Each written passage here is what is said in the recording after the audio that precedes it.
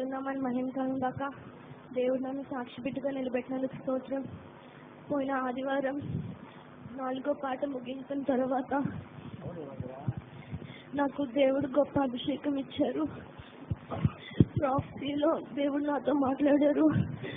నా బిడ్డ, ఎందుకు నువ్వు నా నుంచి దూరంగా తొలగిపోతున్నావు, సియోను కొరకు ఏర్పరచుకున్నాను అని చెప్పారు. నాకు చాలా అభిషేకం వచ్చింది. అప్పుడు నా కాన్షియస్ నేను కోల్పోయాను. నా ఆత్మ పరలోకంలోకి వెళ్ళింది. నాకేమీ కనిపించలేదు. ఒక్కసారిగా గొప్ప వెలుగు వచ్చింది. గొప్ప వెలుగు వచ్చేసరికి నేను చూడలేకపోయి నేను ఎక్కడున్నాను. ఎందుకంటే దేవుడు ఒళ్ళో నన్ను కూర్చోపెట్టుకున్నారు. దేవుడు నాతో మాట్లాడారు. నా కుమార్తె, నువ్వు నా సేవకి సమర్పించుకోవాలి. కానీ నేను చెప్పాను, దేవుడా నేను సమర్పించుకోను, నేను సేవ చేయలేను అని చెప్పాను. దేవుడు అన్నారు, నువ్వు చేయగలవమ్మా, నువ్వు చెయ్యాలి నా సేవ అన్నారు. కానీ దేవుడా నేను చెయ్యలేనని చాలాసేపు వాదించాను. అప్పుడు దేవుడు అన్నారు, నా రాకడ అతి త్వరగా రాబోతున్నది, కానీ మీరెందుకు నా ప్రేమ నుండి దూరంగా తొలగిపోతున్నారు అని చెప్పారు. అప్పుడు అన్నాను, నా కృప నీకు ఇచ్చి నిన్ను నేను అంతం వరకు నడిపిస్తాను అన్నారు. అప్పటికి నేను ఒప్పుకోలేదు. దేవుడా నీ సేవ నేను చెయ్యలేను అని అన్నాను. అప్పుడు దేవుడు తన చేతుల మీద నన్ను ఎత్తుకుని నరకానికి ఇస్తున్నారు. నరకం పైనుంచి చూసేటప్పటికి చాలా భయంకరంగా ఉంది. నేను చూడలేకపోయాను. దేవుడా నేను ఇక్కడికి రాను, నన్ను ఇక్కడ నుంచి తీసుకెళ్ళిపోన్నాను. కానీ దేవుడు అన్నారు, నువ్వు అన్ని చూడాలి ఇక్కడ అని చెప్పి మొట్టమొదట చిన్న పిల్లల దగ్గర తీసుకెళ్లారు. చాలా చిన్న పిల్లలు ఏడుస్తున్నారు, అరుస్తున్నారు, దేవుడా కాపాడు అని. నేను అన్నాను, దేవుడా చిన్న పిల్లలు ఏం చేశారు అంటే, వాళ్ళు టీవీ బాగా చూస్తున్నారమ్మా, అందుకే వాళ్ళు ఇక్కడికి వచ్చారు అన్నారు. వాళ్ళైతే వాళ్ళ కళ్ళల్లోంచి మంటలు కాలిపోతున్నారు. మళ్ళీ కళ్ళు అంటుకుంటున్నాయి, మళ్ళీ కాలిపోతున్నాయి. దేవుడా నేను చూడలేను, నన్ను ఇక్కడ నుంచి తీసుకెళ్ళిపో అని చెప్పాను. అయినప్పటికీ దేవుడు ఇంకొద్ది ముందు తీసుకెళ్లారు.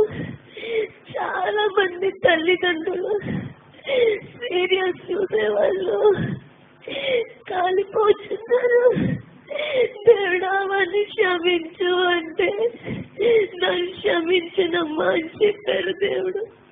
ఇంకొద్ది ముందుకు తీసుకెళ్తే చాలా మందికి నాలిక కోయబడుతున్నది. దేవుడా ఎందుకు అలా అంటే, వాళ్ళందరూ అబద్ధం చెప్పారమ్మా, అందుకే వాళ్ళకి నాలుక కోస్తున్నారు అని చెప్పారు. అప్పుడు నేను అన్నాను, దేవుడా వాళ్ళని క్షమించు అంటే, దేవుడు అన్నారు, ఇదే కృపాకాలం మూయబడుతున్నది, నువ్వు భూమి మీదకి వెళ్ళాక ఇక్కడ ఏమేమి చూసావు అన్ని చెప్పు అన్నారు. అప్పుడు ఇంకొద్ది ముందుకు తీసుకెళ్లారు. చాలా మంది సినీ యాక్టర్స్ కాలిపోతున్నారు, సినిమా చూసేవాళ్ళు కాలిపోతున్నారు. ఫ్యాన్స్, సినీ యాక్టర్స్ ఫ్యాన్స్ భయంకరంగా వాళ్ళకి డబల్ పని చేస్తున్నారు. వాళ్ళు అరుస్తున్నారు, దేవుడా రక్షించు, దేవుడా రక్షించు అని. కానీ దేవుడు అయితే నేను రక్షించును అని ముందుకు తీసుకెళ్ళి అన్నారు. అప్పుడు కొన్ని మందిని చూశాను. దేవుడా, వీళ్ళేంటి ఇలా కాలిపోతున్నారు అని అన్నప్పుడు దేవుడు అన్నారు, వీళ్ళు మీ సంగమేనమ్మా,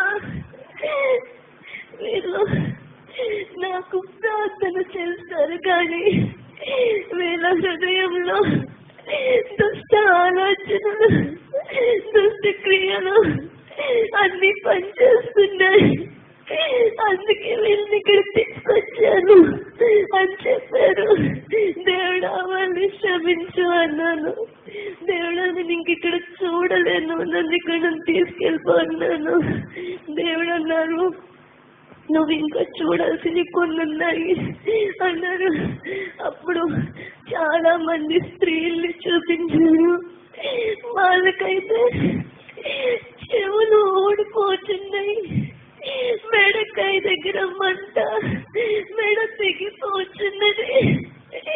నాకు అర్థం కాక, దేవుడా ఏంటి వాళ్ళకి అలా అవుతుంది అని చెప్పినప్పుడు దేవుడు అన్నారు, నేను మీ నిమిత్తం పరలోకంలో బంగారం ఉంచాలని చెప్పాను, కానీ భూలోకంలో చాలా మంది బంగారం ధరించుకుంటున్నారు, అందుకే వాళ్ళు ఇక్కడికి వచ్చారు అని చెప్పారు. దేవుడా, వాళ్ళు క్షమించు అన్నప్పటికీ నేను క్షమించునమ్మా అని చెప్పి దేవుడు ముందుకు తీసుకెళ్ళి ఉన్నారు. అక్కడ వ్యభిచారం చేస్తున్న వాళ్ళు భయంకరంగా కాలిపోతున్నారు, వాళ్ళ శరీరం మొత్తం రాలిపోతున్నది, మళ్ళీ అతుక్కుంటుంది. వాళ్ళు అరుస్తున్నారు, దేవుడా రక్షించు అని. కానీ దేవుడు అని వదకుండా నన్ను ముందుకు తీసుకెళ్ళి ఉన్నారు. అక్కడ పార్షియాలిటీ చూపించే వాళ్ళని వేడి వేడి నూనెలో ఇస్తున్నారు. ఆ వేడి నూనెలో పడగానే వాళ్ళు కలిగిపోతున్నారు. దేవుడా, నేను ఇంకా చూడలేను, నన్ను తీసుకెళ్ళిపోన్నాను. దేవుడు ఇంకొంచెం ముందుకు తీసుకెళ్ళి పర్ఫ్యూమ్ యూజ్ చేస్తున్న వాళ్ళని, అక్కడ కూడా పర్ఫ్యూమ్ యూజ్ చేస్తున్నారు. వాళ్ళు అక్కడ కూడా పర్ఫ్యూమ్ కొట్టుకుంటున్నారు. వాళ్ళైతే బొగ్గైపోతున్నారు.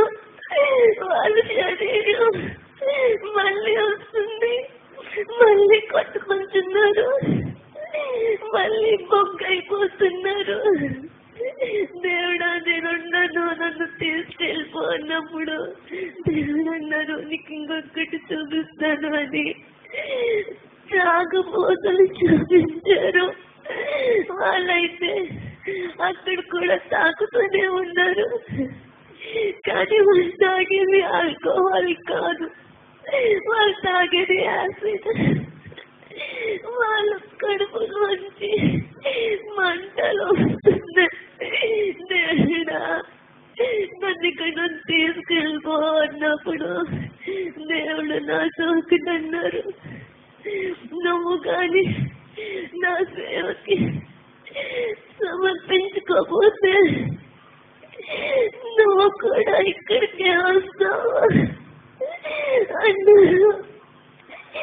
దేవుడా, నన్ను క్షమించు, నేను నీ సేవకు అప్పగించుకుంటున్నాను అని చెప్పాను. దేవుడైతే ఒకటన్నారు, నేను మీ నిమిత్తమే కదా కల్వారి శిలువలో మరణించాను, ఒక్క రక్తం బొట్టు కూడా ఉంచకుండా కాచింది మీకోసమే కదా, కానీ మీరెందుకు నా ప్రేమ నుండి తొలగిపోతున్నారు అని చెప్పారు. దేవుడు అప్పుడు ఏడ్చి ఉన్నారు. నాకు చాలా ఏడుపు వచ్చింది. దేవుడు నన్ను క్షమించు అన్నప్పుడు దేవుడు మళ్ళీ నన్ను ఎత్తుకొని పరలోకం తీసుకెళ్ళి ఉన్నారు. పరలోకంలో నాకు చెప్పారు, నీకు ఒక సింహాసనం ఏర్పాటు చేసి ఉన్నానమ్మా అని చెప్పి నాకు ఒక జీవపు కిరీటం చూపించారు. అది చూడగానే నాకు చాలా ఆనందం వేసింది. అది చాలా అందంగా ఉంది. దేవుడు అన్నారు, నువ్వు ఎన్ని మంది ఆత్మలు అయితే నా ఎందుకు తీసుకొస్తావు, నీకు అన్ని వర్షాలు ఇందులో పెడతాను అని చెప్పారు. అప్పుడు నన్ను హత్తుకొని నిన్ను నేను మళ్ళీ ఇక్కడికి తీసుకొస్తాను అని చెప్పి నాకు ఒకటి ఆన్ చేశారు.